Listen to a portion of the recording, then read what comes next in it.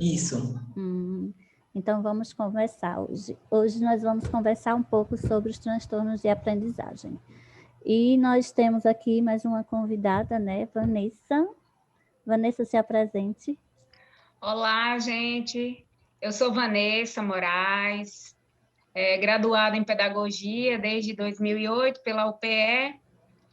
Também tenho especialização em Educação Infantil, na perspectiva inclusiva.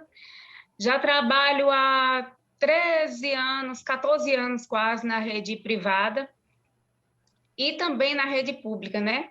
Tendo acesso aos diferentes, na verdade, às diferentes esferas da nossa sociedade. A gente, na verdade, adentra várias realidades. A gente tanto tem acesso àquela realidade que é mais condizente com a nossa, né? Que muitas vezes a gente acredita que a rede privada ela não tem problema, e ela tem um problema emocional gritante, né? E também trabalho na rede pública, aqui em Juazeiro, moro em Juazeiro, viu, gente? Vocês são de Petrolina, às vezes eu acho que estou bem aqui pertinho, mas é pertinho. Então, assim, aqui em Juazeiro eu trabalhei na rede pública e na rede privada sempre, desde 2008. Em Petrolina eu sou efetiva aí do município, né? Passei no concurso, entrei ano passado, já entrei enfrentando vários problemas emocionais que a pandemia nos trouxe, né? Porque eu assumi o concurso e com 15 dias houve uma parada total por conta da pandemia e, digamos assim, que foi o tempo que eu tive para conhecer a minha turma de educação infantil. Aí em Petrolina eu trabalho com educação infantil, com pré-2, 5 anos, e foram 15 dias ano passado. A turma desse ano eu conheço online, remotamente, digo mais, pelo WhatsApp. Mas, assim, também acredito que essa pandemia veio fazer com que a gente saísse um pouco da nossa zona de conforto. A gente aprendeu muito, a gente se descobriu e redescobriu.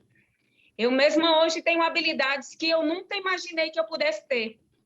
A gente percebe que a gente consegue fazer intervenções com a criança que está muito longe da gente, sem falar no contato com os pais, né? O contato com os pais. Eu nunca tive tanto contato direto com o pai como eu tenho hoje com essa pandemia.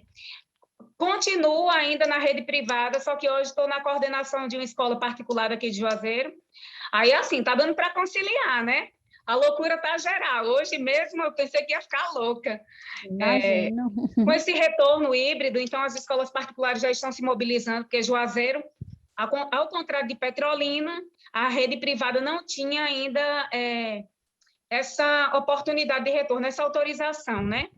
E agora, como já saiu essa autorização, está todo mundo se mobilizando e arruma protocolo e faz isso, faz aquilo, a correria é total. E, paralelo a isso, eu sou tia Vanessa da educação infantil. Então, imagina aí, é como na educação infantil a gente tivesse que vestir um personagem para entrar lá. Eu tenho que esquecer a loucura da coordenadora Vanessa e ser a professora Vanessa, a tia Vanessa deles, né? Mas até aqui o senhor tem nos sustentado. Prazer, gente. Graças a Deus. Pois seja bem-vinda, Vanessa. Muito obrigada. Podemos, então, começar? Mais alguém quer falar? Quem entrou agora? Tainá, quer falar alguma coisa? Não estou ouvindo você, Tânia. É pelo barulho da concessão. Daisy está com o codinome Tainá Nascentes. Pronto, então podemos começar, não é? Podemos. Eu também queria dizer para a Vanessa, seja muito bem-vinda. Nós somos um grupo de estudos, fazemos estudos semanais, algumas vezes nas terças e nas sextas. Sinta-se à vontade, caso você queira engajar aí a nossa luta. Nós temos uma colocação que a gente faz a troca de conhecimentos, né? A gente tem um novo campo de aprendizagem e todas as pessoas que participam do nosso grupo, elas assistem e também transmitem. Então, essa troca é efetiva, né? Você está aí hoje ouvindo, amanhã, quem sabe a gente estará ouvindo você, né? Então, seja muito bem-vinda, bem-vindo a todos. E o tema de Shirley hoje é um tema muito, muito envolvente e que agora, Shirley, a vez é sua. Beijos. Tá ok. Então, eu vou começar com os slides. Deixa eu ver se eu acerto. Da matemática, ou todas elas associadas, ou sozinha, cada uma, né? Todos os transtornos pertencem a um grupo maior, denominado os transtornos do neurodesenvolvimento. Deixa eu tirar aqui que está atrapalhando. Foi. Consegui botar lá.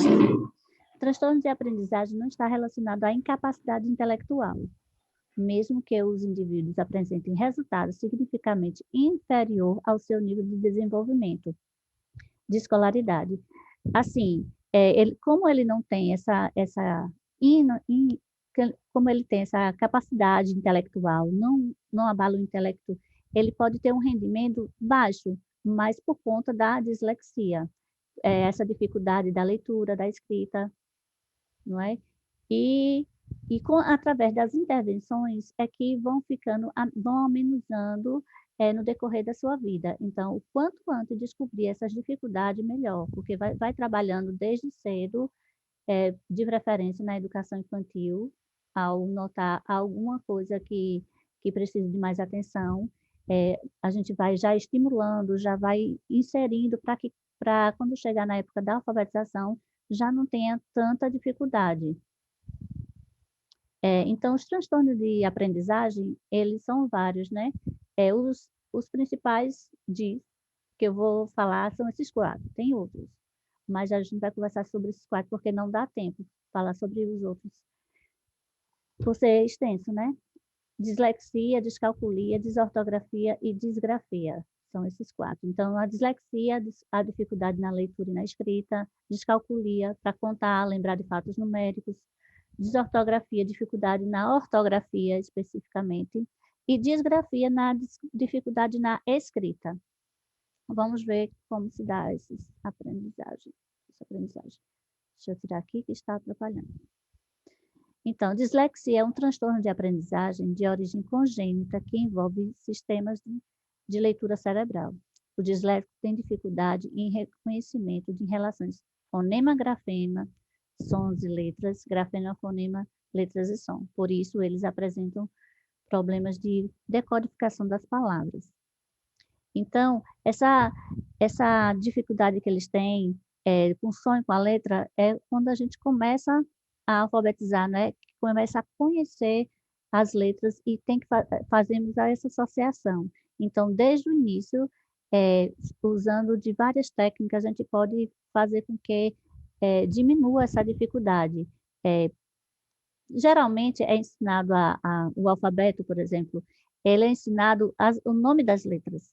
E as crianças têm muita dificuldade, não só os dislexos, as demais crianças também têm muita dificuldade em associar o som da letra ao nome dela. Então, na sala de aula, por exemplo, quando a gente está conversando sobre o alfabeto, estou trabalhando com eles, quando eu falo os sons, eles acham graça. É como se aquilo ali fosse novidade para eles, os sons das letras. Então, já que eles têm essa dificuldade, assim, por não trabalhar especificamente o som de cada letrinha, os disléxicos, eles têm mais dificuldade do que os demais.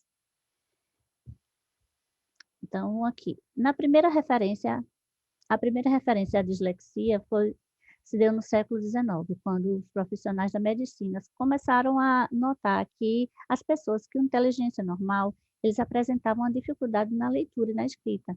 Então, foi quando eles pararam para investigar.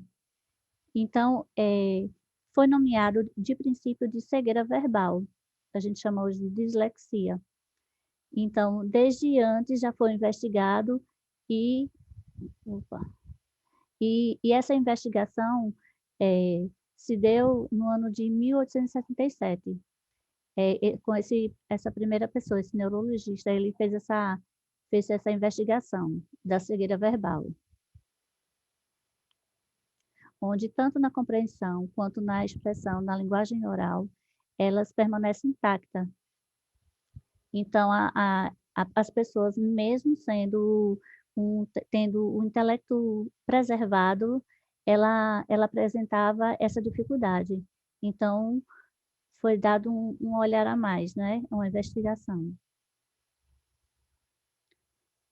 A gente viu um pouquinho agora da história, de quando aconteceu isso. Agora vamos ver como é que está acontecendo isso no nosso dia a dia, em relação à sala de aula, aos nossos atendimentos.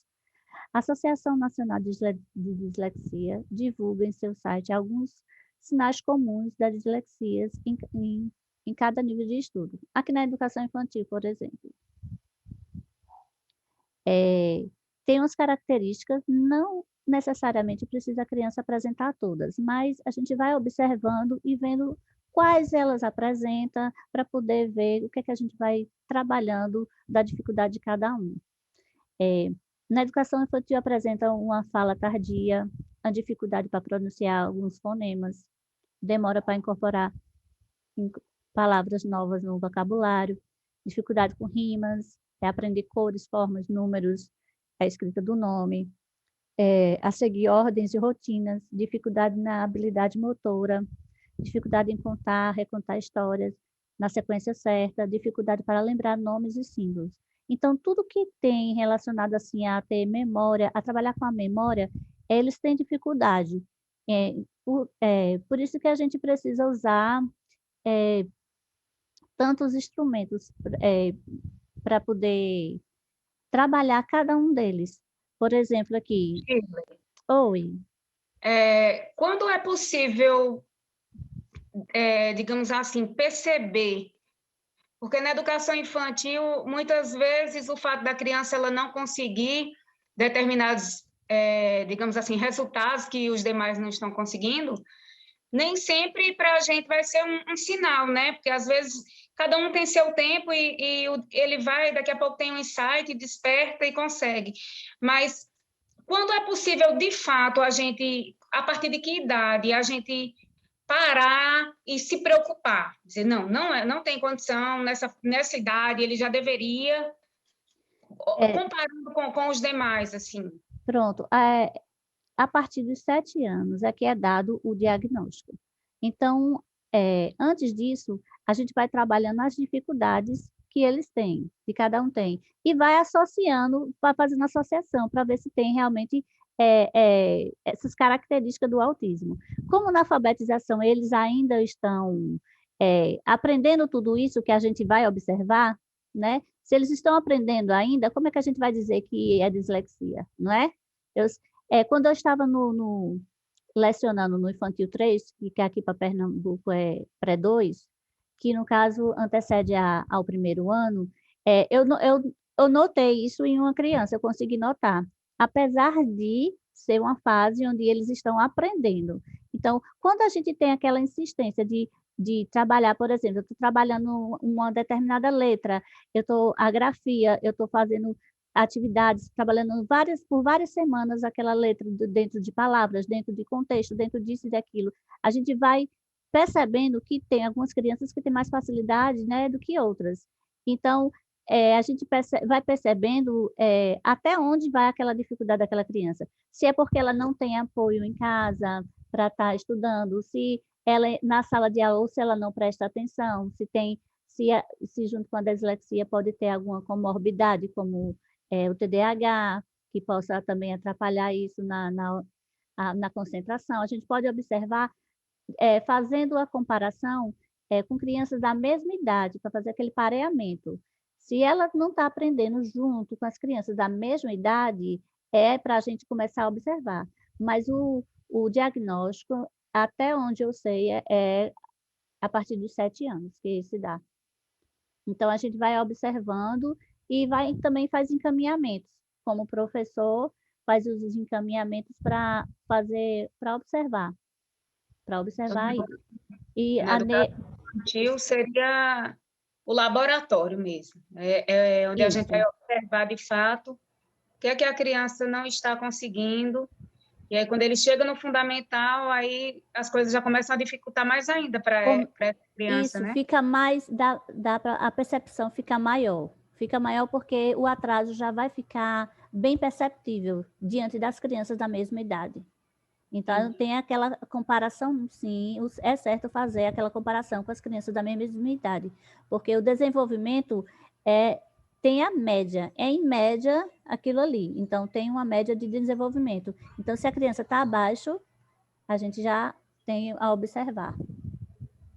Por isso também que a gente precisa estar muito atento àquelas etapas de desenvolvimento cognitivo, né? Para que a gente tenha essa noção de até que ponto as intervenções podem ser feitas. Isso. Agora nós temos aqui...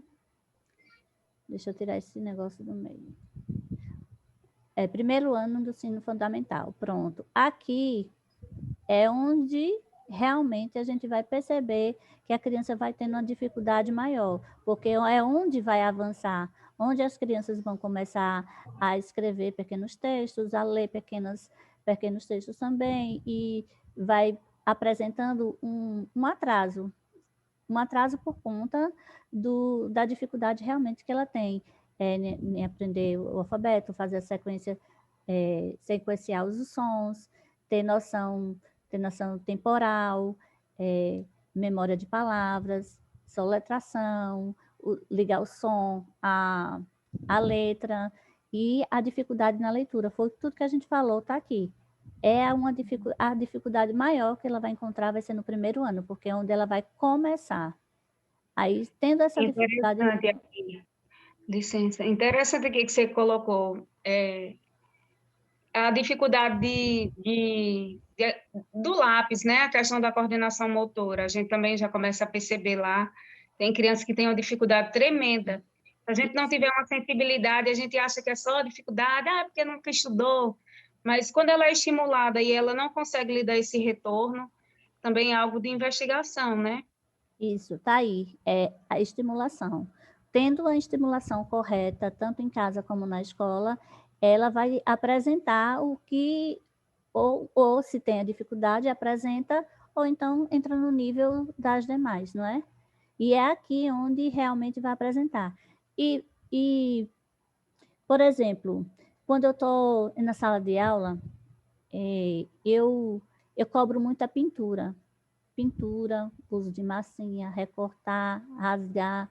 Então, isso tudo vai fortalecendo a musculatura da mão, onde ela vai precisar na hora de escrever. Aí eu digo sempre assim, sempre que eu faço uma atividade, eu boto sempre desenhos.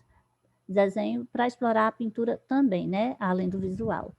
Então, eu peço, só tem letra bonita, só sabe escrever bem certinho quem pinta bonito, quem sabe pintar. Porque eles ficam com a preguiça, querem pintar não, querem riscar, eles estão sem paciência. Aí eu faço isso. Não, você riscou, não pintou, riscou. Vamos lá fazer bonitinho? Então, eu boto eles para pintarem, porque pintando, ali eu já estou cobrando a coordenação motora fina, não é? Então, tem muita coisa que a gente pode ir fazendo. Agora, deixa eu ver mais aqui. Do 2º ao 9º ano de ensino fundamental. Também vai apresentando outras dificuldades. Então, o nível de leitura é baixo para a série, para o esperado. A dificuldade na sequenciação das palavras, das letras em palavras, dificuldade em soletrar, não quer ler em voz alta na frente de todo mundo, e é algo que o professor não deve cobrar. Quando perceber isso, ele tem que ter esse olhar, porque vai deixar a criança assim, vai expor a criança, né? Então, a gente sugere isso como uma orientação, né? Dificuldade na expressão através da escrita, elaborar texto, organização da escrita, organizar um texto na folha, eles também têm essa dificuldade. O tamanho da letra em relação ao tamanho da linha, dificuldade em aprender outros idiomas, na compreensão de provérbios, de gírias, compreender o texto em geral. A presença de omissão de troca de aglutinação de fonemas ou de grafemas, dificuldade de planejar e organizar o tempo, as tarefas, isso eles também têm muito na organização. É bom ter, quando vai crescendo quando já escreve, é bom ter agendas, é bom ter algo onde possa fazer relatos, para escrever, para incentivar essa escrita, para trabalhar mais. A compreensão com a linguagem não verbal, memorizar tabuada, figura geométrica, mapas, enfim, na memorização e nessa parte onde ele precisa fazer uma interpretação de texto, escrever, fazer redações, eles vão apresentar uma dificuldade maior que os demais. Aí, quando chega no médio, onde tudo faz um resumo de tudo que estudou, né, e aumenta mais um pouquinho, então dificulta mais se tiver com um atraso maior, não é? Então, tem uma leitura vagarosa, com muitos erros, a dificuldade de soletração também permanece, planejar e fazer redações, que é onde é muito cobrado, no ensino médio. Então, ele permanecendo nessa dificuldade, se não for trabalhando assim intensamente, ele vai ter mais dificuldade, porque o tempo no ensino médio é muito menor e é muito mais cobrado, né? O vocabulário empobrecido, vai ter uma falta de hábito de leitura, enfim, vai ter talentos para engenharia, arquitetura, a parte artística. Então, como eles têm o intelecto preservado, eles têm talentos também. Então, só que os talentos deles não vai ser para essa parte de leitura e escrita. Embora eu já tenha visto, faz pouco tempo, pessoas disléxicas escrevendo um livro. Eu achei isso o máximo, quando eu vi alguém relatando isso, falando, a própria pessoa falando. Achei isso o máximo, porque ela conseguiu superar tudo todo no decorrer da sua história. Eu acho interessante, sabe, a importância disso que você está trazendo para os professores em geral. Às vezes a gente fica preso numa caixinha, eu não trabalho com educação especial, eu não sou professora de AE. Só que nós precisamos estar preparados para receber a nossa criança. Eu tenho um testemunho de uma aluna que foi minha aluna no segundo ano em um colégio, e aí eu troquei de colégio e depois, quando eu troquei de colégio, ela já estava estudando nesse outro colégio. E, gente, quando ela foi a minha aluna, no segundo ano, ela estava iniciando o processo de alfabetização. Quando eu cheguei na outra escola, que eu mudei, fui trabalhar em outra escola, e ela já estudava lá, ela estava no quarto ano e ela não lia ainda. Nossa. E aí, quando eu cheguei, imagina, você pega uma criança de segundo ano, toda motivada, de um colégio que a gente vem que, quanto menor a casinha, mais sincero bom dia, né? Que aquele trabalho é feito, bem feito mesmo. Verdade. E aí eu sabia como ela estava sendo encaminhada. Quando eu cheguei nessa escola maior, com muito mais suporte, e vi essa criança perdida no quarto ano sem ler, não precisa ser especialista. Já me deu aquela, sabe, aquela necessidade assim de fazer alguma coisa. Primeiramente vem aquela inquietação, aquele medo. Meu Deus, Júlia ainda está assim. O que aconteceu, Senhor? Por que ela não lê? Não tem condição. Quarto ano. E, gente, era lindo o jeito que ela fazia para tentar passar para mim que ela já sabia ler. Ela decorava os livros. Oh. Eu fazia eu trabalhava com literatura e eu trabalhava com a roleta literária, que foi uma roleta enorme que eu construí, pedi a meu pai para fazer de madeira, tipo aquele do SBT, que os meninos giravam, e tem o pinozinho, é um espetáculo a roleta. E ela decorava, e eu coloquei de papel criativo, envelopes, e dentro do envelope eles tiravam uma opção ali para ler do livro, justamente para que eles não decorassem. Então, eu ficava mudando ali as perguntas de cada envelope, mas ela tinha decorado todos. Quando eu mudei, ela, por exemplo, ela decorou que no envelope 1 tinha... qual foi? Se tivesse um celular com crédito, com bônus de internet na sua história, o que mudaria? Ela decorou que aquilo estava no envelope 1. Gente, quando eu mudei as perguntas, que caiu no 1, que a pergunta não era mais aquela, ela pegou o papel, nem eu sabia, deu a ninguém e leu como se fosse aquela pergunta que ela decorou. Aí eu sabia que não estava, né? Claro. Só que assim, eu deixei que ela falasse, porque ela entendia da história. O problema dela era a sistematização da escrita. Ela conseguia, alguém leu para ela em casa, e ela conseguia, de fato, dizer, olha, minha história foi tal. a oratória excelente, não tinha assim, para vocês verem, né? Tem alguns traços que uns trazem e outros não. A oratória é excelente. Na minha história, ela falava em papel, se tivesse um celular com crédito, do jeitinho dela, na sua história, o que mudaria? E eu pensando, meu Deus, não é essa pergunta. Essa pergunta eu botei na 5 e ela está lendo como se tivesse na 1. Aí ela, então, tia, se tivesse esse celular na minha história, imagina aí, tia, a Chapeuzinho estava lá na floresta, o celular ia tocar, e eu pensando, meu Deus, que imaginação boa. Meu Deus, só falta ela escrever. E eu ficava assim, agoniada. Nós chegamos no processo, resumindo, que ela sempre dava esses retornos e eu solicitei da escola que a prova dela fosse feita oral. Mesmo não tendo esse conhecimento que vocês têm do estudo, só que eu via que ela me dava um feedback quando ela falava. Então, eu não podia sacrificá-la dentro da escrita. A escrita tinha que ter para ela, não podia ser um sacrifício como estava acontecendo. E aí, para a nossa surpresa, ela começou a ler com dificuldade, ela decorava umas letras hoje, amanhã ela esquecia, e vamos ser persistentes. A prova dela começou a ser oral. Quando a gente lia, ela sabia tudo, a nota dela começou a melhorar. E, consequentemente, quando as notas dela começaram a melhorar, ela já estava no 5º ano. Quando veio fazendo esse trabalho com ela, eu já peguei no 4º. No 5º ano, eu disse, não vou ficar com Júlia do mesmo jeito, se eu sei que hoje Júlia já me dá um retorno oral bem melhor. Então, para o professor de matemática, de história, de geografia, que eu acho que é erradíssimo, estamos no ensino fundamental 1, e as coisas, como a própria BNCC traz, elas não têm que vir fragmentadas, né? A gente veio para unificar. Eu acho muito errado quando as pessoas colocam sobre o professor de língua portuguesa a responsabilidade de alfabetizar. Verdade. A alfabetização ela é um processo contínuo. O professor de matemática alfabetiza, o de história, de geografia. Todos. Exato. Gente, ação interdisciplinar. Exatamente.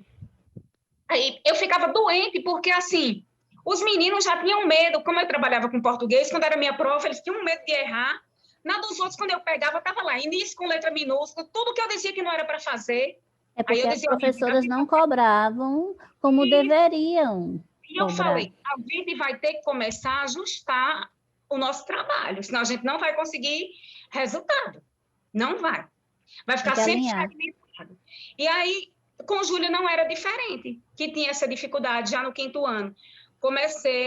Cobrei da coordenação, vamos fazer as provas de Júlia oral. Júlia começou a desenvolver, as notas começaram. Quando ela se viu com 7, 8, que ela nunca teve, que as notas dela, ela era avaliada completamente errado. Somente pela escrita. Gente, não pode, era pelo que ela dava ali, as professoras chegavam com a prova ainda com a cara de pau. Olha isso aqui, Vanessa, você entende? Eu disse, se a gente chamar ela, a gente entende. Vamos chamar a Júlia aqui e perguntar o que é que ela escreveu? Então, quando a gente começou a fazer isso, a gente começou a ter mais resultados com ela. Hoje, aí no 6º ano, a mãe dela, né, escolheu colocá-la no município, porque tinha um acompanhamento melhor para o caso dela. Na verdade, a mãe dela, a gente convenceu a mãe a levá-la no especialista, e foi descoberto que ela tinha dislexia. Era?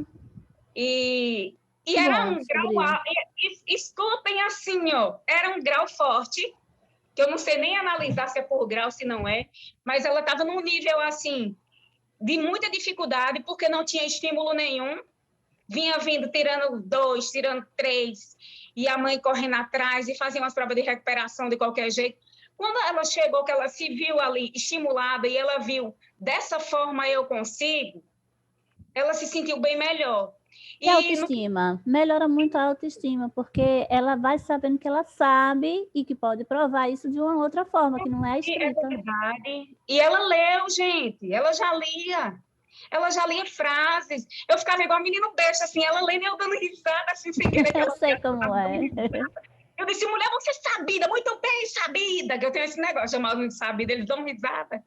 Mas, assim, fiquei muito feliz, muito. Hoje eu não sei, assim, de fato, como ela está. Mas eu tenho muita vontade de procurar a mãe dela, saber se ela continua progredindo, porque diante dessa pandemia eu fico imaginando como está a Júlia. Júlia que a gente acompanhava olhando na cadeira, Júlia que vinha, tá certo aqui? A maior felicidade é quando Júlia escreveu uma frase inteira, por exemplo, o sapo, mas ela botou aspo, mas a gente via que ela já tinha feito aquele experimento, aquela tentativa, e eu dizia, preste atenção, sapo, será que ela... Botei o si, não era si, não era S não, botei o si depois. Então ali, gente, para mim ali foi tudo, sabe? Tá vendo Então, assim, como o olhar do professor faz toda a diferença, porque secretaria, coordenação, direção não sabe disso tudo não aí. sabe. Eu digo isso todos Não os dias aos sabe. Então, professores. quem está Gente, lá de perto é que está vendo. é o professor o termômetro. São vocês que detectam até se... Eu falo aos professores, os meus, até se a criança não está enxergando Isso. direito. Às vezes a gente pensa, esse menino não aprende nada. É só o óculos. É. Ou Eu já audição. audição. Bota ele na frente, vamos fazer experimentos antes de chamar o pai. É, com certeza. Mas, assim, esse depoimento de Júlia vai ficar na história da minha vida, assim, profissional, porque Imagino, porque foi um olhar seu, né? me chamou muita atenção, justamente por ela já ter sido a minha aluna em outro espaço, e eu chegar e vê-la estagnada ali para mim, foi muito doloroso. Só mais uma, né? Era só mais uma no meio dos demais. Gente, e assim, vocês que são dessa questão mais da educação especial, vocês sabem que as instituições, elas confundem muito inserir com incluir. Muito. Né? Ainda não estão sabendo a Inserir, diferença, gente, não. por si só não faz nenhuma diferença na vida da criança. É só para cumprir tabela mesmo. E o que mais me dói é que muitos pais, eles também não têm esse olhar.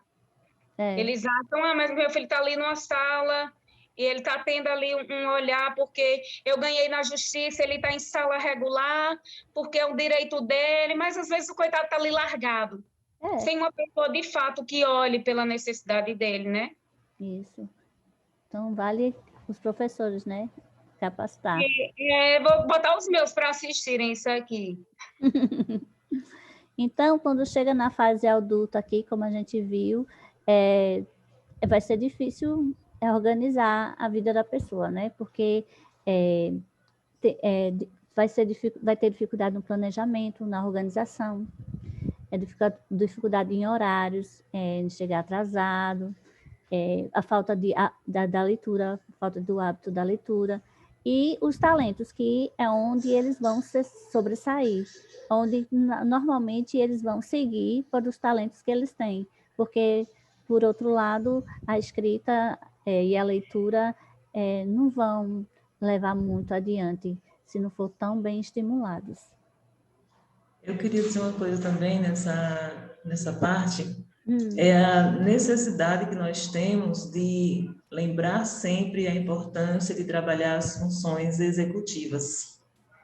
Sim. Porque toda aquela situação, e principalmente observar a questão do controle inibitório, onde a gente tem a questão do planejar, executar, refazer, ter um outro olhar para essa situação, nessa hora que você distingue o que nesse momento está inserido e no outro momento conseguiu estar incluso, tem uma diferença muito grande em todo o sistema de aprendizagem. Os pais precisam ter ideia da necessidade específica que os filhos deles têm. E é nessa hora em que a gente precisa compreender que eles precisam também estar presentes na escola, na unidade escolar, para que essas questões sejam trabalhadas, sejam avaliadas e reavaliadas. Porque não é só chegar, impor, colocar e deixar para depois. A gente precisa ter essa reavaliação. É por isso que o nosso trabalho, ele trabalha com o planejamento, com a intervenção e depois com a devolutiva, justamente para se ver o que evoluiu em todo esse percurso. Verdade. Então, vamos ver aqui, deixa eu tirar isso aqui. Eita, que isso aqui está me atrapalhando. Ideias para ajudar na organização do texto. Quando a criança começa a escrever, a ser alfabetizada, vai começando a ler, a escrever, ela tem uma necessidade de ter a independência na hora da leitura e da escrita, né? E é cobrada mais adiante. Então, aqui tem formas de ajudar a pensar quando for escrever. Por exemplo, aqui, para fazer uma composição, na escolha, elas ficam perdidos. Para poder organizar as ideias, eles precisam saber separar qual é o título, os personagens, quem descrever os personagens, quem mais pode estar na história, do que trata a história, quais são as partes importantes, dar um final para ela, não é? Então, para fazer tudo isso, requer uma organização. E as ideias que ajudam também no texto como é que começa a história, o que acontece a seguir, qual é a parte mais importante, como termina, ou seja, começo, meio e fim, para dar um sentido ao texto que eles estão escrevendo. Então, uma maneira de ajudar seria expor para eles, tipo assim, deixar visível essas questões, por exemplo, podem estar visíveis na hora que ele faça uma redação, para que eles possam se organizar, para ter um texto com coerência, que tenha começo, meio e fim. Então, eles precisam desse apoio. Então, na hora de fazer uma questão, pedindo para que ele escreva algo, é bom deixar bem o enunciado bem explicado para poder eles organizarem as ideias e colocar no papel, que não vai ser nada fácil. Então, se a gente puder ajudar nessa forma de organizar as ideias, sempre vai ser bom. Deixa eu botar aqui. Então, tem a dislexia adquirida e a do desenvolvimento. A adquirida, ela é adquirida no decorrer da nossa vida. Ela não nasce com a gente. Então, um AVC, um trauma, pode causar a dislexia, pode causar a dificuldade na leitura, na linguagem oral, e pode acontecer com qualquer idade, essa dislexia adquirida. E a do desenvolvimento é a que a gente mais conhece, que nasce com a criança, nasce com a pessoa. Então, a gente tem esses dois tipos de dislexia. E as comorbidades podem ser disgrafia, desortografia, descalculia e TDAH. Pode vir associada com a dislexia ou não. Vai depender de cada um. Eu queria perguntar assim a vocês que estão nessa área, é possível ser hereditário isso? Porque no caso dessa minha aluna que eu relatei, o pai dela, nós descobrimos quando fomos tratar o problema dela que o pai dela é dislexo. E assim, ficou assim, a mãe quis dizer, mais ou menos, que era ele que ensinava as atividades e por isso ela estava aprendendo daquela forma. Mas quem trabalha com a criança sabe que não é. Senão na escola ela me daria outro resultado, porque eu não trabalho com ela dessa forma. Mas, enfim, foi descoberto que ele era dislexo. É possível ser hereditário? Sim, é possível. Quer falar mais alguma coisa, Protênia? Não estou te ouvindo. Agora, não, pode ficar à vontade. Não, ela pode ser, ela é hereditária, sim. Eu já vi alguns textos falando a respeito. Inclusive, também quem tem TDAH, né, também é hereditário. Por isso que é preciso fazer todo aquele rastreio investigativo para saber de quem, né, veio essa hereditariedade e como cuidar. E que às vezes os pais não sabem, né? Como foi esse caso aí. Justamente. Vamos lá. E a intervenção da dislexia. Então, quanto mais materiais diversos você utilizar, vai facilitar o aprendizagem da criança. Então, eu coloquei aqui vários tipos de atividades que você não vê em sala de aula. Assim, na maioria das salas de aula, pelo menos, né? Então, são atividades onde tem aqui o alfabeto móvel de forma diferente, onde eu tenho fichas onde eu posso preencher com auxílio de materiais. Vocês veem meu mouse mexendo? Vocês conseguem ver?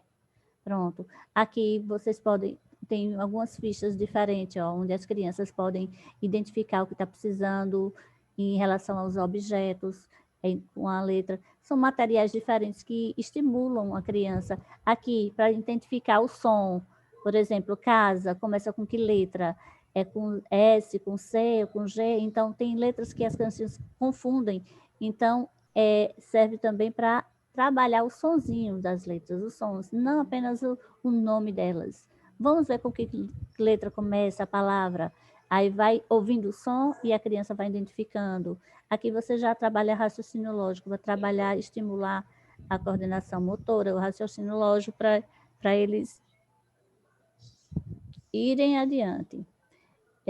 Aqui eu tenho formas geométricas, onde eles vão contar, eles vão perceber as cores. Então, isso ajuda no raciocínio. Aqui tem as sílabas. Então, as palavras eles vão montar através dessas sílabas, estão misturadas. Então, eles vão procurar, vão pronunciar a palavra, vão procurar para identificar o nome da figura. Então, aqui eu coloquei esse central, essa professora aqui, né, com os materiais, para mostrar que não é apenas a atividade escrita que a gente vai trabalhar, e nem da maneira somente daquela convencional que a gente trabalha na sala de aula. A gente tem que diversificar. Então, como professor, como psicopedagoga, como neuropsicopedagogo, vai fazer intervenção de uma forma diferenciada, para que haja mais resultados. Então, aqui também tem outros tipos, pareamento de figuras com letras. Então, tudo que estimule a criança a ter a curiosidade de buscar, que tem as palavras faltando a inicial, não é a primeira letra. Então, ela vai identificar através das fichas, então ela vai buscando, ela vai fazendo tentativas, não somente com aquelas atividades que a gente tem tradicionalmente em sala de aula. Então, de uma forma bem diferente, a gente vai ter um resultado melhor.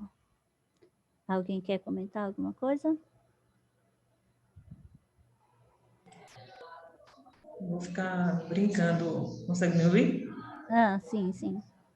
Vou ficar brincando com vocês, porque a gente vai lembrar de uma coisa interessante. Quando as pessoas vêm e dizem assim, aquela professora está fazendo um trabalho de estar botando uma figurinha lá para o menino escrever. Não tem outra coisa para fazer, não, né? Está colocando para botar a cor do lado e outra cor igual do outro lado. Gente, a gente precisa, nas reuniões de pais e mestres, nas reuniões com os professores, principalmente nas conversas com os coordenadores, dizer que essas intervenções, elas fazem diferença cognitiva para a vida inteira. Você tem um resgate de informações, muitas vezes, até quando o seu trabalho está sendo só para ele colocar a primeira letra da palavra, a forma como ele comemora porque ele acertou, e a forma como você, muitas vezes, não expõe quando ele não fez naquela hora a questão fonológica correta para nós, a gente tem um tempo para fazer essa intervenção com ele, esse trabalho diferenciado. Então, um cuidado muito grande que a gente tem com as DIS, principalmente com aquelas que vêm na questão hereditária, é que deixe-se claro aos interventores, né, aos professores, aos coordenadores, aos gestores, que precisamos sim desses tipos de materiais, que precisamos sim usar de todo o material que a gente tem aqui, possa ser feito até com reciclagem em casa. É muito bom para que eles consigam ter esses trabalhos mais impulsionados. Verdade. Então, dentre eles, eu tenho aqui alguns, que eu trabalho nos meus atendimentos. Por exemplo, aqui, deixa eu ver se eu consigo mostrar. Aqui nesse joguinho eu tenho, eles são de várias cores, então a criança vai localizar. Eu vou escolher o que eu quero apresentar primeiro. Se eu quero apresentar o nome, a figura ou a letra. Então, eu posso começar pelo nome, para poder não incentivar, né? Eu posso trabalhar a escrita do nome, então, a partir do que ele lê o nome, porque se eu mostrar primeiro, ele vai identificar logo o nome pela cor, né? Então, eu posso mostrar primeiro o nome e pedir para a criança, dentre as outras, que são coloridas também, aqui, ele vai identificar a figura e ver qual é a letra que começa. Então, ó, é simples, mas já demonstra curiosidade em mexer no objeto, de procurar, de buscar, chama muito mais atenção. E também para trabalhar, ó, a rima, para trabalhar a consciência fonológica aqui, ó. Ó, tem esse joguinho também cadê ele? Aqui. Pronto, fica mais fácil para mostrar aqui. Aqui, ó, eles têm a parte de baixo, ó, todos da mesma cor, para não dar nenhuma pista visual, né? Então, ele vai, pela rima, ele vai identificar quem é que vai encaixar, tá vendo? Dá para ver, né? Então, ó, não tem como ele colocar, ele pode encaixar qualquer um, mas ele não vai estar certo se não tiver a rima. Aqui, ó, cola, rima com bola. Então, ele vai identificar, ó, isso aqui ajuda bastante. Deixa eu ver, cadê? Aqui. Ele vai encaixando e descobrindo as terminações, né? As rimas das palavras. Eu também tenho aqui essas palavras aqui, que eu gosto de usar também, ó. Eu pego uma delas, aqui, e a criança vai escrever aqui. Ela escrever não, ela vai encontrar as letrinhas que vão estar aqui dentro, as letrinhas de madeira no alfabeto, e vão encaixar aqui dentro, ó. Cada letrinha no espaço. Então, já é uma outra forma dela ir escrevendo. Se ela não escrever da forma correta, como Vanessa disse, perguntar ela novamente, como é que escreve? Vamos lá dar uma outra olhada, incentivando, sempre incentivando, para que, não dizendo que está errado, mostrando que ela pode consertar. Então, ela encontrando o erro, fica mais fácil de ficar na memória. Deixa eu ver. Eu também trabalho com a massinha não, a areinha. Essa areia aqui, eu uso ela para que ela é mais fácil de conservação e as crianças gostam muito. Eu uso ela para poder fazer palavras. Aqui os carimbos. Eu tenho esses carimbos aqui que eu posso usar com essa areia ou massinha de modelar. E isso também as crianças gostam muito, porque eles gostam de mexer em massinha, né? Então, tanto a areia quanto a massinha faz sucesso. Então, eles se interessam para fazer. Então, eu posso dar a palavra para ele. Posso dar uma palavra. Cadê as fichas? Está por aqui. Eu posso dar uma palavra e ele vai lá, escreve, faz usando os carimbos. Então, a gente tem diversas formas onde a gente pode fazer que vai estimulando a criança. Aqui eu tenho o alfabeto, caiu. Eu tenho um alfabeto aqui onde eu posso tirar todas as peças e começar a formar palavras aqui. Formar palavras e, por exemplo, estimular. Quais são as vogais? Coloco somente as vogais. Aí eu posso colocar as vogais só lá em cima. Tiro tudo. Vamos montar novamente o alfabeto. Deixa eu ver se eu tenho... Onde é que estão mais coisas aqui? Pronto, esse aqui. Eu também tenho. Esse aqui fala... A gente pode trabalhar as sílabas. O concreto também. Trabalha as sílabas. As pecinhas eu coloco a imagem e aqui vai colocando as sílabas. A criança vai descobrindo aqui pela cor quantas sílabas tem, que as letrinhas, elas são coloridas. Assim. Então, tudo isso aqui ajuda, o concreto vai ajudar a criança a aprender mais. Fica muito mais fácil a intervenção, não é? Vamos agora passar para o próximo tema. Vamos lá? Vocês querem fazer alguma observação a respeito da dislexia ainda?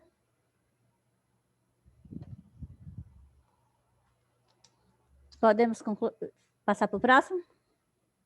Pronto.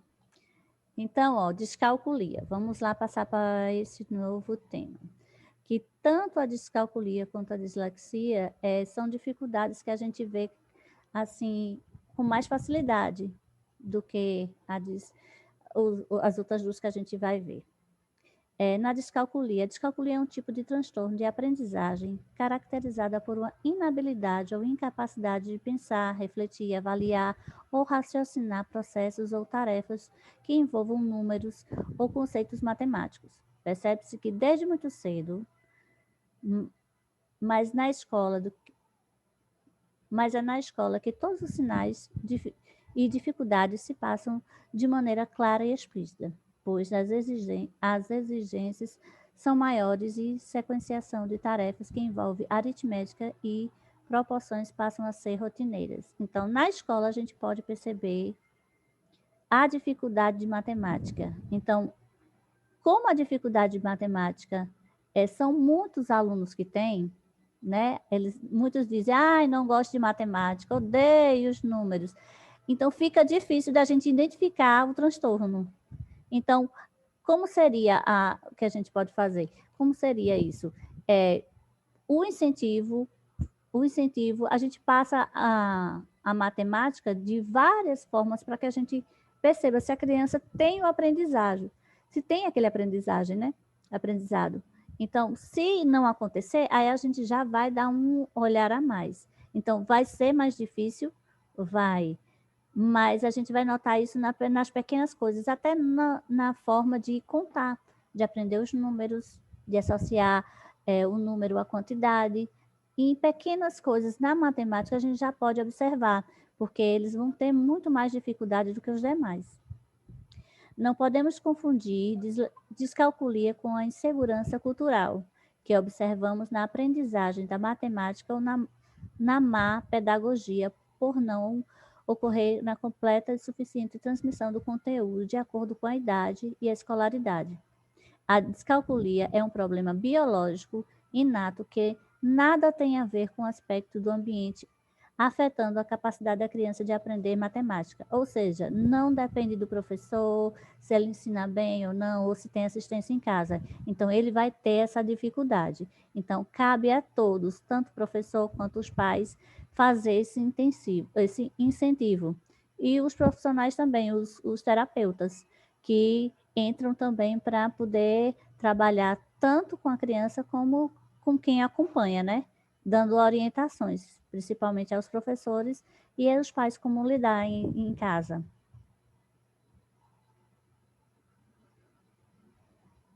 Então, aqui eu tenho uma chuva de descalculia. Nós temos descalculia de várias formas. Então, como a descalculia ela afeta todas as áreas que envolvem cálculos, números, raciocínio lógico, então cada uma ela tem um nome. Descalculia operacional é a dificuldade na execução de operação de cálculos numéricos. Descalculia léxica, dificuldade na leitura de símbolos matemáticos. Descalculia verbal, dificuldade para nomear as quantidades matemáticas. Descalculia practognóstica, dificuldade para enumerar. Descalculia gráfica, dificuldade na escrita de símbolos matemáticos. E descalculia ideognóstica, dificuldade para fazer operações mentais. Então, a criança pode ter a descalculia e não ter todas essas dificuldades. Ela pode apresentar algumas delas, não é? E, por exemplo, eu tenho uma criança que ele tem muita dificuldade em enumerar. Então, eu trabalho os números com ele, todo atendimento eu trabalho os números com ele. Eu posso levar coisas diferentes, eu posso levar materiais onde ele escreve, onde ele toque, ele faça de várias formas. Então, ele sempre apresenta essa dificuldade. Então, é como se eu tivesse que relembrar toda vez que eu fosse fazer o atendimento, relembrar desde o começo, desde o número 1 até onde a gente estiver trabalhando. Então, ele tem essa dificuldade, mas ele já pode ter mais facilidade com símbolos matemáticos na identificação. Então, ele não precisa ter necessariamente todas essas características, mas essas daí são as que apresentam dentro da descalculia. É possível a criança ter muita facilidade em português, com as letras, e essa dificuldade ser só nos números, ou geralmente quem tem a descalculia geralmente tem alguma... Ela pode vir com a comorbidade, de descalculia, mas ela pode ser somente ela pode vir com a dislexia, mas ela pode vir sozinha com a descalculia. Não tem necessariamente que ter a comorbidade, essa outra dificuldade. Vamos lá. Aqui, o que pode ser descalculia? A falta de domínio para cálculos simples, dificuldade com os números, confundindo os sinais, dificuldade na leitura dos números com muitos dígitos, memória fraca para fatos numéricos básicos, problema para diferenciar o esquerdo do direito, falta de senso de direção, inabilidade de dizer qual de dois números é o maior, dificuldade com tabela de tempo, com relógio analógico, com a contagem, manter a contagem durante um jogo. Então, eles prestam mais atenção no jogo e não fica preso ao cálculo de quantas vezes ganhou, por exemplo. Então, ou ele presta atenção numa coisa ou em outra. Então, isso tem uma dificuldade que eles têm claramente. Dificuldade em aprender e recordar conceitos matemáticos, regras, fórmulas, sequências matemáticas. Então, essa última parte aqui é onde é mais cobrado, quando vai crescendo, ficando maior, é mais cobrado em relação à escola, que são as fórmulas, as regras, as sequências matemáticas. Então, tem que ser bastante estimulado para diminuir essa dificuldade. Aqui, em relação ao relógio analógico, eu fazia o seguinte, quando eu dava aula de matemática. Eu aproveitava para ensinar as horas na tabuada de multiplicar. Eu pegava a tabuada de vezes 5, quando a criança estava nessa fase, né? E usava o relógio para poder eles já aprender a hora. Então, já fazia uma associação, a tabuada com o relógio. E eles aprendem muito por associação. Como eles têm aqui uma memória fraca, então tudo que foi ensinado, o professor deve, toda a aula, fazer um breve resumo do que foi a aula anterior. Isso é uma sugestão muito boa, porque aí ele vai relembrar para poder seguir adiante.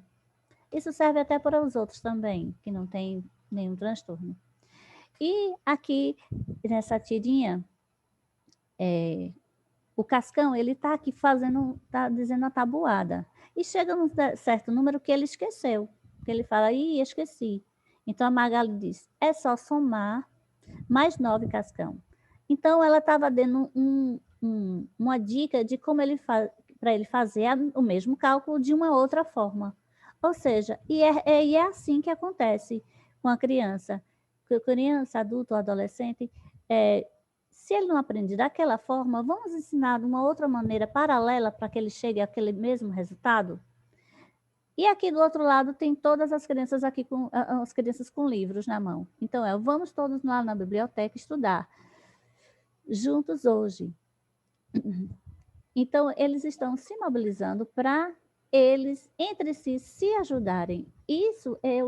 Esse estímulo em sala de aula é muito bom, porque quem sabe um pouquinho disso, daquilo, já vai juntando e vai ajudando uns aos outros. É um incentivo para eles se ajudarem e vão aprendendo entre si. E o dislexo, ele não tem dificuldade em todas as matérias. Então, vai ter coisas que ele vai saber também, vai ter informação que ele possa dar para os coleguinhas. Então, vai ser uma troca de informações. Vocês querem comentar alguma coisa? Nessa imagem aí, interessante, né? A quantidade de livros, porque os outros não se sentiram intimidados em carregar a quantidade que era a sua limitação, né? Às vezes, eles precisam ser encorajados. Se não for por a gente, mas que seja o estímulo com o outro, né? Que seja estimulado através de trabalhos em grupo, que a gente faça sempre esses agrupamentos produtivos. Tem gente que não tem a sensibilidade, não, fulano sabe de nada, vai sentar com ciclano vai dar a resposta. É desse jeito. É já ouvi desse jeito que acontece. Isso. Chega dói. E não sabe que o outro também pode saber alguma informação que ele não sabe. A pessoa não é ruim em todas as disciplinas. Quando chega na sua aula que você propõe um trabalho em grupo, que a criança fala para você, eu nunca faço trabalho com fulano, eu faço com ciclaninho. Aí ficam olhando para a cara do outro. Então, as pessoas também ainda precisam muito compreender o agrupamento produtivo. Não é que você vá colocar fulaninho que não sabe nada, entre aspas, né? Que ninguém não sabe nada nessa vida. Verdade. Com fulaninho que já sabe tudo, eu não vou botar. As pessoas não entendem a questão dos níveis, né? Eu vou colocar aqui nesse nível que é mais próximo, porque eu sei que fulano vai ajudar ciclano, e essa troca vai fazer Vai com ter que uma interação, né? progrida, né?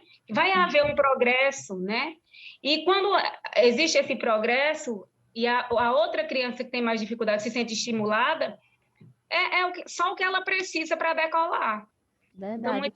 a gente E vê isso. estimular essas crianças que sabem algumas coisas e não sabem outras, pegar o que ela tem de mais conhecimento e exaltar, para mostrar às outras crianças também que todo mundo tem uma bagagem, não é? Com certeza. Uma coisa que eu acho interessante também é que a criança ela tem uma linguagem própria para a própria criança. Então, às vezes, a gente acha que fez uma aula Ave Maria, meu planejamento, meu Deus do céu, não vejo a hora de chegar para executar. Não é nunca do jeito que a gente pensa, por isso que é flexível. De repente, vem uma outra criança e lhe dá uma aula ao colega. E a gente tem que ter essa humildade de saber que a linguagem da outra criança, talvez, se faça mais clara para aquele que tem dificuldade. Isso. Então, quando a gente faz esses agrupamentos, sabendo de fato o que a gente está fazendo, de acordo com os níveis, a gente também consegue bons resultados. Como você disse, não só com as pessoas que têm dislexia, mas com o grupo em geral. E vai fazer com que o dislexo ele sobressaia nessas situações, né? Verdade, tem que dar oportunidade. Ou a pessoa que tem descalculia, depende da atividade, a gente precisa sempre estar trazendo essa criança para esse contexto. Pois é. Então, vamos continuar. Aqui, deixa eu tirar do frente. O que não é descalculia? A gente já até falou sobre isso. É dificuldade de se adaptar a determinado método de ensino, déficits visuais ou auditivos que prejudicam o aprendizado, qualquer ligação com níveis de QI, baixo desempenho por doenças neurológicas ou psíquicas. Então, como a gente disse, professor, não é a culpa do professor a dislexia, então não depende do método. O professor também tem que estar atento aos déficits visuais e auditivos, para ver se não tem algo que está atrapalhando aquele aprendizado, que não tem ligação com a dislexia. E o nível de QI, a criança tem um aprendizado, tem uma inteligência. Não é essa a dificuldade. E por doenças também é descartado.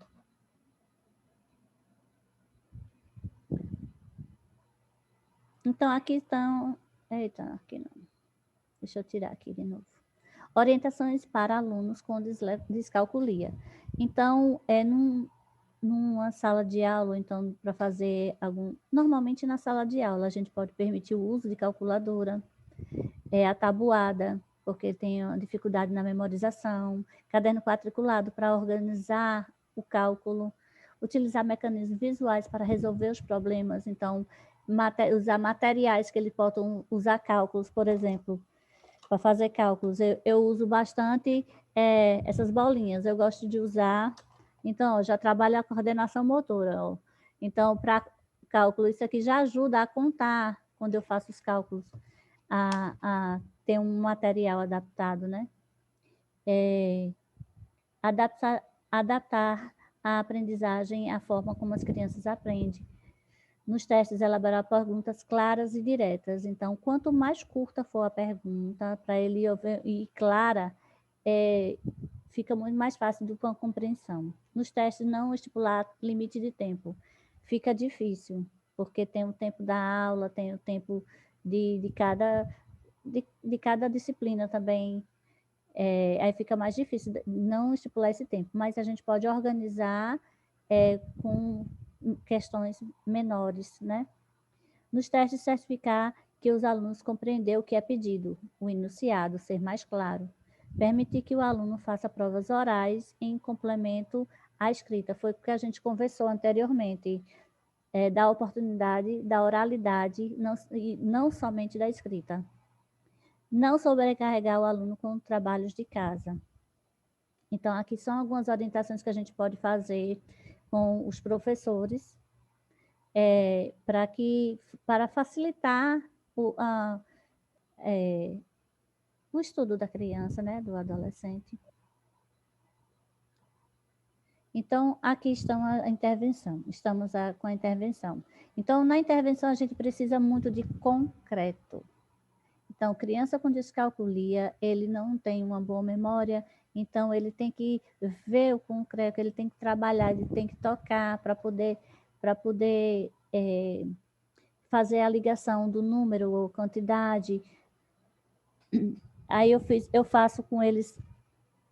Eu fiz essa tabela aqui, ó, onde eu tiro tudo, já deixo tudo tirado. Então, eu peço a eles para colocar e vou por partes. Se a gente pegar todos esses números e apresentar, fica difícil também. Então, eu faço o seguinte, eu tiro tudo, aí vou separando de 1 a 10, aí deixo lá um montezinho misturado.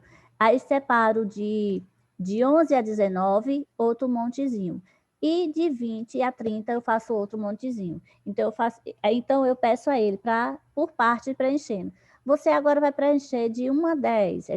Ele vai preenche com o montezinho que já está separado de 1 a 10. Aí depois que eu vejo o que ele fez e está correto, eu digo, agora vamos seguir adiante. De 11 a 19. Então, fazendo por partes, fica mais fácil para ele visualizar o número que ele está procurando e colocar no lugar certo para Aprender a sequência, né? Isso, para seguir a sequência. Deixa eu ver qual é o outro. Tem um outro joguinho aqui. Cadê? Aqui. Esse aqui é o que eu mais uso. É esse aqui. Eu gosto muito dele porque eu tenho muitas possibilidades. Eu tenho cálculos, eu tenho palitos, eu tenho números, tenho contas, tenho cores. Então, eu trabalho diversas cores. E ainda vem no verso um quadro, um giz, onde eu boto para fazer os cálculos também. Tem até o relógio para trabalhar as horas, só que ainda não trabalhei, ainda não cheguei a isso. Então, aqui eu faço os cálculos, boto os números, os sinais, vou colocando aqui e eles vão fazendo o cálculo. Então, aí, ó, fica aqui as letrinhas e os sinais. Então, para que ele responda esse cálculo, eu já dou o material. Eu posso dizer, pegue 5 amarelos. Então, ele já vai trabalhar a cor e a quantidade. 5 amarelos e eu quero mais 3 vermelhos. Então, ele vai juntar e no final vai dar quanto? Pronto, achou a quantidade? Então, bota aqui. Ele pega o número e coloca lá. Então, ele já usa como apoio esse aqui. Às vezes, eu uso só isso. Eu coloco tudo na mesa, agora separe por cores. Ela vai lá usar, concentração, para preparar tudo por cores. Agora, eu quero que você me dê, aí diga uma quantidade de cada cor. Aí, ele já vai juntando também. Então, N formas de aprendizagem com material onde ele pode tocar, que é muito importante isso, ajuda muito no visual. Deixa eu ver o que é que tem mais aqui que eu uso. Eu acho que com matemática é basicamente esse. Eu gosto de usar também as fichinhas. As fichinhas, também trabalho muito com ela, para na hora de fazer o cálculo também, fazendo o mesmo processo daquelas outras. Então, aqui eu tenho muitos... já foi.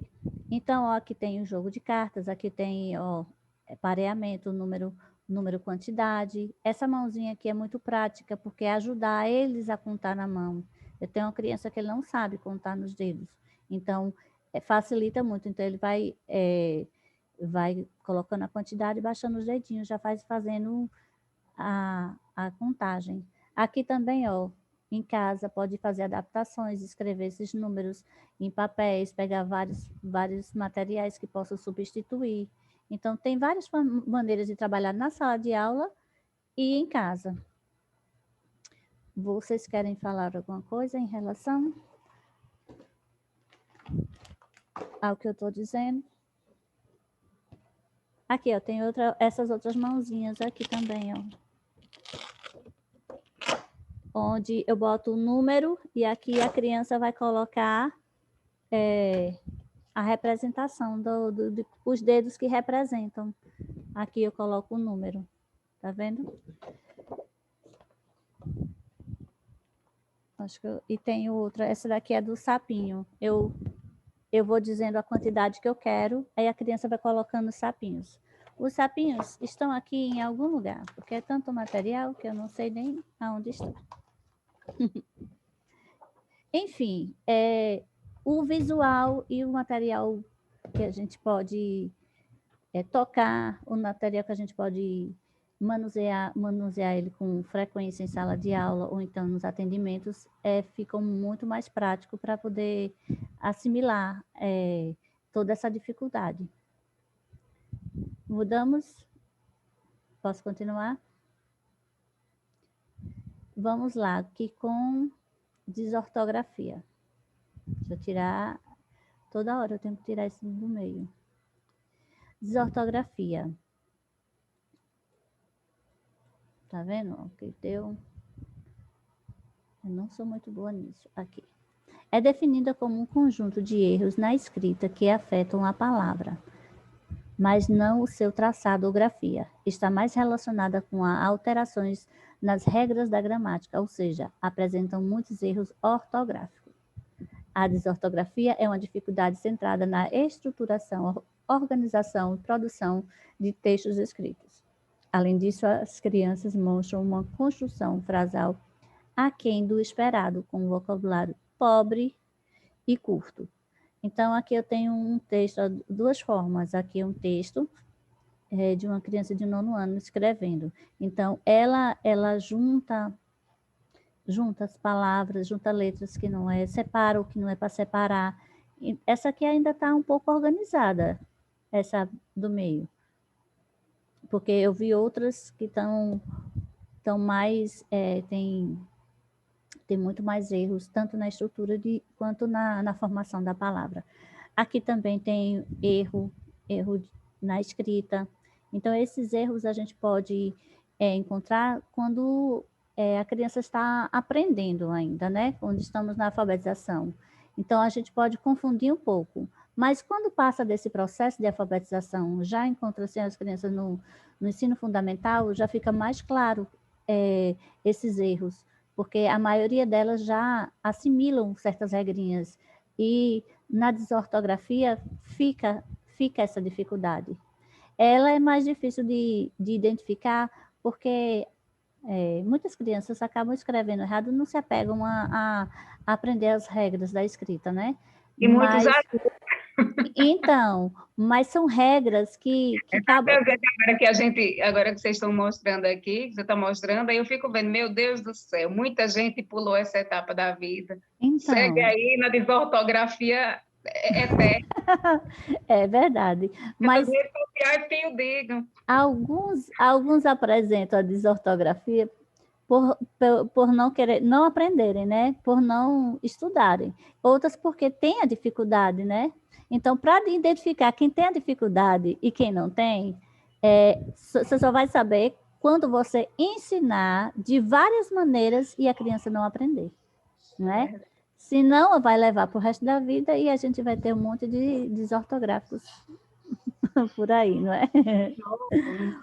Então, mas a grafia dessas crianças a gente percebe elas juntam palavras que não são para juntar, separam o que não é para separar, então são coisas que no dia a dia a gente acaba não fazendo, e as crianças que estão aprendendo e acabam aprendendo, erram de outras formas, né?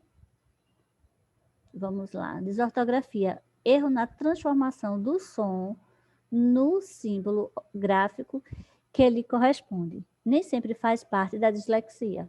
Pode surgir nos transtornos ligados à má alfabetização. Então, muitas das crianças que apresentam essa dificuldade pode ser relacionada à má alfabetização. Pode ser associada, no caso, à má alfabetização. Então, se tem essa associação, vai dizer, é porque não aprendeu, não é? Mas, às vezes, pode ser uma desortografia. Vamos lá, característica. Então, tem essa troca dos sons, ó, vaca por vaca, chinelo, ginelo, confusão de sílabas como encontraram com encontrarão, adições, como ele adicionou uma sílaba a mais no ventiti lá do... Omissão de letras, fragmentação, separando, inversões nas sílabas e na junção de palavras. Então, ela se caracteriza dessa forma. E as sugestões pedagógicas são encorajar as tentativas da escrita do aprendente, mostrar interesse pelo trabalho escrito e elogiá-lo, incentivar o aprendente a elaborar no seu diário como uma rotina. É muito bom uma criança que gosta de escrever em diário, porque quanto mais escreve, mais acontece o aprendizado. Chama a atenção do aprendente para a situação diária. Aqui cortou. Innecessária utilização da escrita. Escrita diária. Não corrigir simplesmente seus erros. Procurar soluções com o aprendente, como a gente viu. Quando a criança errar, não focar no erro, mostrar, vamos ver como é que a gente pode consertar isso aqui, onde é, o que é que tem alguma coisa errada, então vamos melhorar. Então, dá aquele incentivo para a criança observar o erro e ela mesma consertar. Recorrer a livros de atividades que permitam aprender, trabalhar vários, procurar livros que possam orientar na ortografia. Então, aqui são algumas sugestões pedagógicas em relação à disgrafia. Essa daí é mais difícil, viu? Assim, mais difícil porque é mais fácil de identificar. Então, é mais difícil de saber. E não é porque temos tantos casos parecidos, né? É isso que eu digo. Identificar não, é porque eu me expressei errado. É mais fácil, é mais corriqueiro de ver. Isso. Então, assim, a gente não sabe de fato, é como você explicou. Tem que fazer um trabalho mais aprofundado, buscar outras formas de ensinar aquilo ali, para ver aonde essa criança está com essa dificuldade. Porque se eu for analisar, gente, ao longo desse fundamental que eu trabalho, às vezes eu fico assim, agoniada com determinadas coisas. Você explica, minha gente é assim. E quando olha, algumas crianças insistem daquele jeito. Muitas vezes é vício de escrita. Ou também déficit de atenção, como comorbidade, né? Nada assim, ó. Vou começar a tirar um ponto cada vez que você errar essa palavra. Eu falo, minha gente, não sei se é errado, mas sempre falei, dava certo. Aí quando olhava, eu, volte, não vai sair não. Quando eles olham para o quadro e copiam errado, eu, não, gente. Falta de atenção, né? Eu não vou deixar vocês irem para intervalo. E, gente, eu ficava na porta com a caneta assim na mão. Volte, vai olhar se eu escrevi isso. Os meninos começaram a escrever certo, com medo de perder o intervalo. Então, estou mesmo vendo você lá na porta, imagino. Falta um acento. Olha se eu escrevi agenda, olha se eu escrevi horário desse jeito, olha se eu escrevi português. Vamos lá. Aí eles voltavam, porque eu via que era falta de atenção. Falta de atenção, aquela pressa para poder sair. Só que se eu passasse a mão pela cabeça, é só uma agenda. Eu também só tenho 20 minutos de intervalo. Pois é, também deixo não. E desse uma rúbrica assim, rápido. Vá, meu filho, vá. Não, eu fico na porta com a caneta. Aí é que tá. Se você assinou, você concordou com aquilo ali. E eu também sempre pensei. Eu fico preocupada com isso. Por isso que eu também mando voltar. Minha assinatura aqui, o menino botou português. Já pensou? Não. Aí eu volto, olha se eu escrevi isso lá. Volto, que eu não ligo não, aquele negócio de professor. Eu, por mim, pego meu café e fico aqui. Então, eles começavam desde o 3º ano a ter mais atenção na escrita. Eita, tia, não vai deixar não. Tem acento. O cobrar, já são acostumados a ser cobrados, né? Quanto mais a gente pratica, mais isso vai ficando forte na gente. Então, eles já começavam, escrevia tanto olhando ali, e colocando acento e colocando tudo certinho, que fica automático. Nem precisavam mais olhar. Às vezes esquecia um acento, eu volte. Tia, porque eu fiz sem olhar. Eu já ficava feliz, ó. Já sem olhar, tá vendo? É o progresso. Mas volta, tá faltando um acento. Mesmo assim, eu não deixava passar. A louca da caneta. Então, vamos ver aqui também outra forma de facilitar esse aprendizagem com a consciência fonológica. Vamos brincar de rimar? Então, o jogo da rima é uma forma muito clara deles ouvirem a pronúncia. Então, eles vão ver, para ele identificar a rima, eles vão ter que ouvir o final da palavra para poder comparar com as imagens ou as demais palavras. Então, eu tenho até um jogo aqui, deixa eu ver, cadê ele?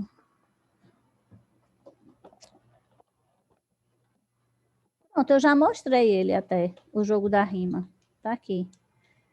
Onde a rima, eu trabalhei esse joguinho aqui umas 2 vezes, mas eu vi que quando a criança não tem essa noção de rima, ela fica perdida, porque ela vai querer combinar o início da palavra, a letra inicial, então ela tenta inventar.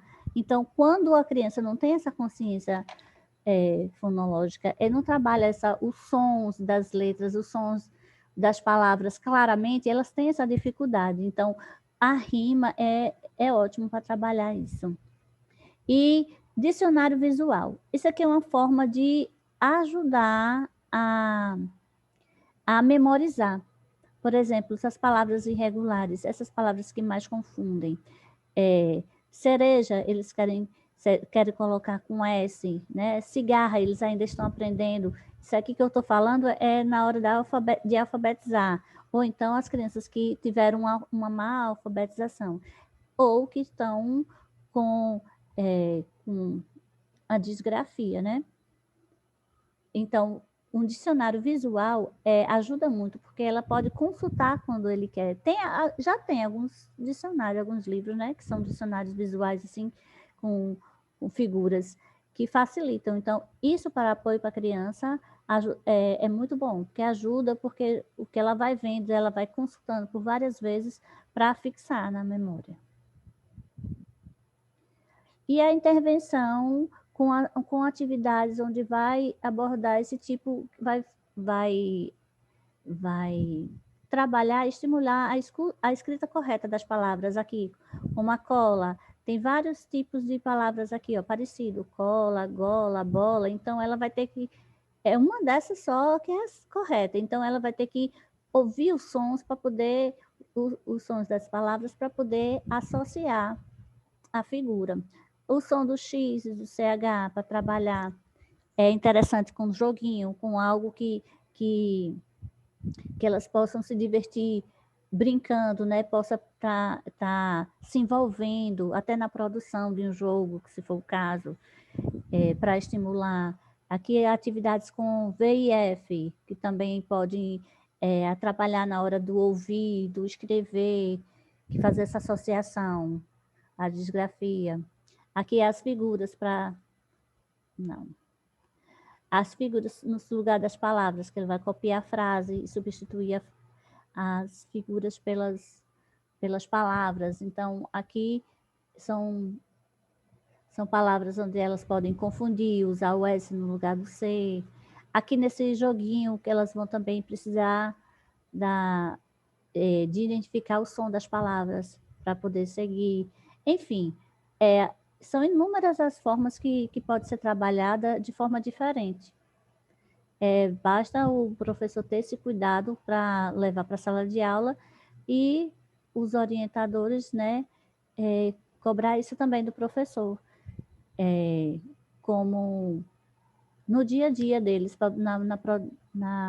no planejamento, para inserir essas atividades diferenciadas. E nos atendimentos psicopedagógicos e neuropsicopedagógicos também, a gente usa de diversos materiais para poder chamar atenção, para que o nosso aprendente trabalhe aquela memória, para poder insistindo na prática, para que haja aquele aprendizagem mais concreto, não é? Vocês querem falar alguma coisa a respeito da intervenção? E vamos agora para a disgrafia. Disgrafia é um transtorno de aprendizagem que causa problema na hora de escrever. É um distúrbio neurológico que pode afetar crianças ou adultos. A principal característica é uma letra ilegível. Ou seja, fica bastante difícil de ler o que a pessoa escreveu. É o chamado letra feia, né? Como se dizem por aí. Então, aqui esse texto. Então, a pessoa que escreveu pode conseguir ler, né? Mas outras pessoas podem ter um pouquinho de dificuldade. Vamos lá. Algumas características da disgrafia. Ortografia e letra maiúscula incorreta, dimensionamento e espaçamento inadequado à letra, dificuldade em copiar a palavra, escrita lenta, dificuldade em visualizar a palavra antes de escrevê-la, o copiar do quadro, não é? Fica bem claro, o copiar errado, olhando pelo quadro. Posição incomum do corpo ou da mão de escrever, ao escrever. Aperta firme a caneta ou lápis. Falam as palavras em voz alta enquanto escreves. Isso ajuda para poder ouvir o som das letras, né? Omitem letras e palavras de frases. Então, aqui são algumas das características que uma criança com disgrafia tem. Então, esse traçado, esse escrever de forma irregular, precisa ter um olhar a mais. Não vai ser só uma letra feia. É uma dificuldade que a criança tem. É comum que ocorra uma mistura de letra maiúscula e minúscula, tamanhos de formas irregulares e letras inacabadas. Então, dentro de um texto, a gente pode encontrar vários tipos de formas de escrita, tanto com letra bastão, quanto letra cursiva. Então, eles fazem uma mistura, porque eles ainda não assimilaram e não conseguiram, ou melhor, não conseguiram assimilar essa forma de escrita. O copiar do quadro, o ver a palavra, né, e escrever de outra forma. São várias essas características. Então, aqui eu trouxe algumas formas de trabalhar. Por exemplo, a leitura. Essa é uma forma de trabalhar a leitura, essa régua da leitura, onde a criança presta atenção apenas no que está centralizado aqui, não é? É interessante, é uma maneira de atenção. Essa forma de escrever no lápis aqui também.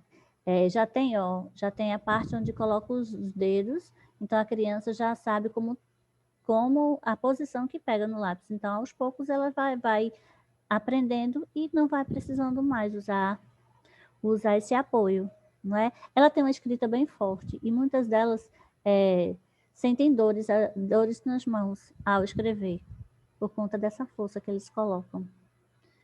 Então, tem a posição do lápis como aqui no meio, cada mão aqui escrevendo de um jeito. Então, aprender a pegar no lápis é uma forma também de trabalhar. Aqui eu tenho tesouras diferentes, essas diferentes tesouras aqui, para poder trabalhar a coordenação motora. Então, a disgrafia, ela pede muito a trabalhar a coordenação motora fina, porque é daí onde ela vai ter noção espacial, para poder escrever na linha certinho, né, fazer uma letra mais legível. Então, a coordenação motora vai ajudar muito a trabalhar essa letra. E a intervenção está aqui. A gente pode pedir para a criança desenhar outra metade de algum desenho, o uso de labirintos, que, o labirinto é muito bom, ele tem, limita o espaço onde a criança vai percorrer. Uma coordenação motora, né? Aqui, nesse pontilhado, a gente pode recortar, usar com a tesoura, recortando para poder chegar ao desenho, né? Ou apenas traçar com lápis, se preferir. Aqui, com o uso da cola, fazer pontilhados para trabalhar também a coordenação. Esse aqui com essas duas paletinhas para pegar as bolinhas, para colocar no lugar certo. Ou trabalhar assim o manual, ajuda muito. Os pontilhados são muito bons para trabalhar, porque você vai ter que fazer do jeito que está aqui. Então, o espaço está bem limitado mesmo. O que você vai fazer já está aqui. Então, aqui vai permitir que você seja bem minucioso no que está fazendo. Aqui no trabalhar a traçar as letras, essas linhas aqui dão os limites. Muitas crianças não obedecem essas linhas quando estão começando, não é? Mas cabe o professor aos poucos e exigindo a diminuir a letra, organizando o espaço, falando com jeitinho para que a criança possa delimitar a letra a esse espaço aqui. Vocês querem falar alguma coisa? Pronto, aí se trabalhar aqui em sala de aula, a professora pode trabalhar com todo mundo isso, né? Com todos os alunos, independente se tem algum transtorno ou não, porque trabalhar a coordenação motora é bom para todo mundo, não é? E agora eu tenho... Deixa eu tirar esse negócio aqui. Eu tenho esse texto aqui para a gente refletir um pouco. É de um autor desconhecido, não descobri de quem era. Descobri o mundo e a poesia. O poeta pensa por imagens como um disléxico. Muitas vezes quero escrever coisa e escrevo ciosa. Troco alma por lama, corpo por porco. Muitas vezes as letras embaralham-se tanto que nem consigo decifrar o que digitei. São incruciáveis os caminhos da criação de uma imagem. Essa poderia ser um. Há muitas imagens que você vê claramente, desses embaralhar de letras ou fonemas. A dislexia é uma bênção e um tormento. Como a poesia, como a genialidade, não vem no mesmo grau, não atormenta igualmente, mas dá frutos. Não é preciso amaldiçoá-la, porque nos atrapalha a vida. Pode estar nos abrindo caminhos maravilhosos para uma vida mais criativa. Então, aqui é um texto de um disléxico falando sobre sua experiência. E aqui são as referências buscadas por mim. Finalizo esse estudo, agora ficamos com debates. Vocês querem falar alguma coisa?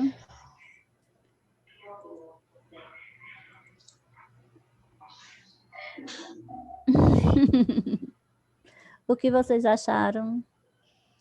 Olha, eu só tenho que agradecer pela sua disponibilidade, pela sutileza em nos apresentar formas de intervir e pela tranquilidade em nos mostrar atividades que você já faz uso e que proporcionam aos seus aprendentes e aos seus alunos um melhor curso em toda essa caminhada. Então, assim, muito obrigada, foi muito boa a sua apresentação, o nosso estudo de hoje está aí com louvor. Obrigada pelas palavras. Parabéns, Shirley, amei. Isso foi imensurável para a gente, uma noite agradável, como todas as nossas noites têm sido. Como Tânia falou, você mostrou na aplicabilidade do seu dia a dia as possibilidades de conduzirmos, né, e ajudarmos essas crianças que têm esses transtornos. Parabéns. Obrigada. Eu também só tenho a agradecer, né? Cheguei agora observando, estou adorando tudo. E também achei muito interessante a condução, como a colega falou agora, a aplicabilidade na prática mesmo, porque muito se fala, né? Muito se lê, mas quando a gente vê assim um jogo, como você mostrou, a tranquilidade também, a gente se vê, de repente, aplicando aquela mesma atividade, e por que não a gente não visualiza? Eu acredito que muitos visualizaram os próprios alunos da gente, né? E essa atividade, como vai ser útil? Eu até printei aqui algumas coisas que eu vou fazer, viu? Ai, que legal! E olha que eu não mostrei tudo que eu tenho aqui, ó. Tá tudo espalhado por aqui e eu só fui postando o que peguei e fui mostrando. Mas o bom é ver como é na prática, né? Porque a teoria a gente já vê muito, né? A gente já sabe muito da teoria, mas a prática mesmo é que leva ao real. É verdade. Justamente. Mas eu gostaria de pedir a nossa poetisa aí que voltasse às colocações, porque a gente não vai ficar aqui sem graça, não, de ter que ouvir e poder ouvir uma das suas poesias. Por favor, se apresente. Ah, meu Deus. Vamos, pois é. Eu vou ter que procurar aqui. Vocês me dão alguns minutinhos, se Sim, me concederem. enquanto você busca esse seu minutinho aí, eu vou dizer uma coisa muito importante para a gente deixar gravado, para a nossa essência pessoal, né? Quando Vanessa falou assim, que se viu aplicando, que a demonstração do eu posso tocar, eu posso perceber, a gente faz uma coisa muito interessante chamada troca de experiências. Nós estamos todos os dias no grupo de estudos, estamos segurando um na mão do outro e fazendo esse percorrer de caminho. E a gente sempre diz que todo mundo sabe um pouco, e esse pouco multiplicado por todos é um oceano bem grande. É como diz aí a poesia, diz, descobrir o mundo e a poesia. O poeta pensa por imagens como dislexo. Muitas vezes quero escrever coisa e escrevo ciosa. Então, ele não teve medo de expor a necessidade que ele tem, que seja um distúrbio de aprendizagem, que seja um transtorno, mas ele colocou ali o sentimento dele e uma realidade para a gente, onde a gente consegue fazer uma análise e dizer, aí ó, aquela criança que saiu e a professora, aquela da caneta, sabe? Que tinha que assinar e diz, não vou assinar isso sem esse acento, sem essa parte gráfica correta. Nem imagina o quanto de mudança fez na vida dessa criança.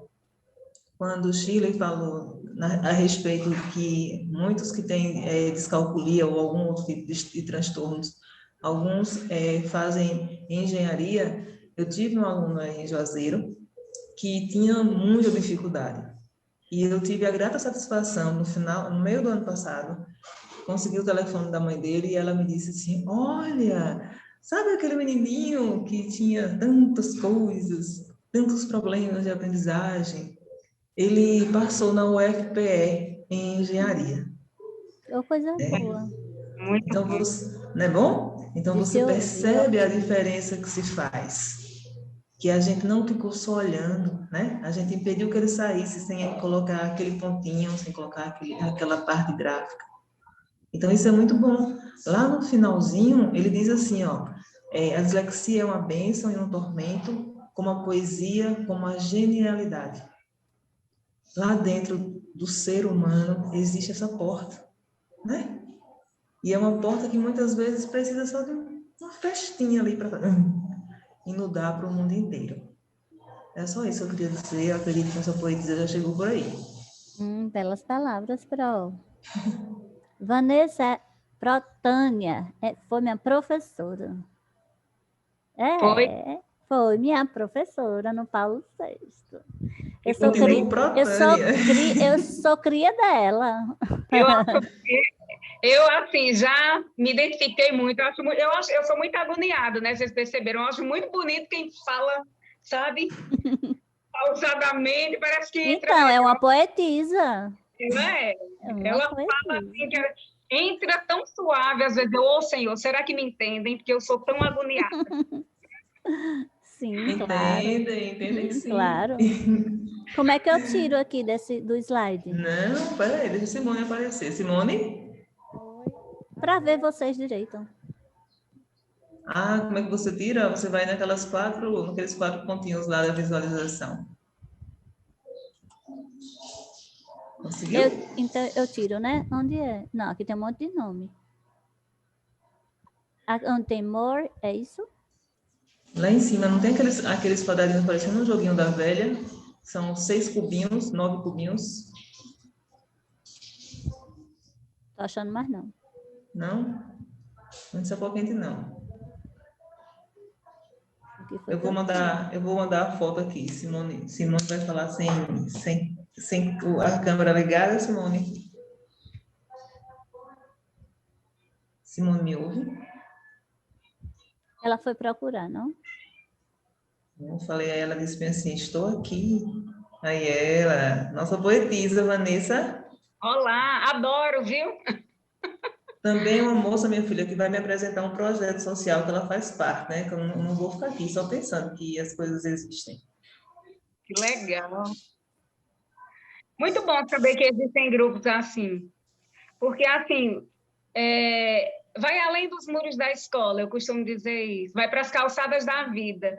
A gente fazer, se sair do muro da escola e para a calçada da vida, é a maior aprendizagem que existe. Você aprender com o outro ali, com a prática. Eu, particularmente, não participo de nenhum grupo de estudo. Eu sou dessas que estudam só. Poxa, eu estava dizendo a Shirley, ela mudou, Você disse não que sabe, você era. maratona Virou aqui, passado.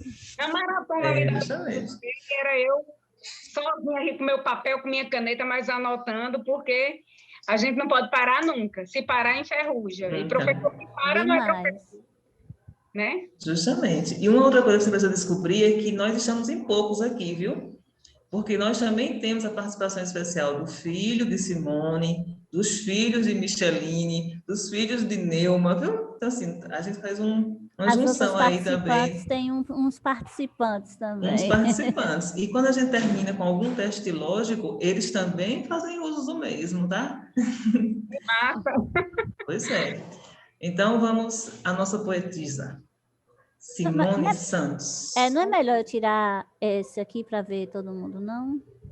Como é que eu Ah, tiro o desculpa, slide? porque você Deixa eu tirar o pode... slide. Onde é que tira o Deixa slide? eu compartilhar a tela. Onde é que deixa? É só encerrar Embaixo. o compartilhamento. Hã? Embaixo aí, você vai lá embaixo, onde a gente treinou mais cedo. Não está aparecendo mais. Mas no Não, Zoom, você não está no Zoom? Você só, está. você só vai encerrar o compartilhamento. Aparece aí para você, ó.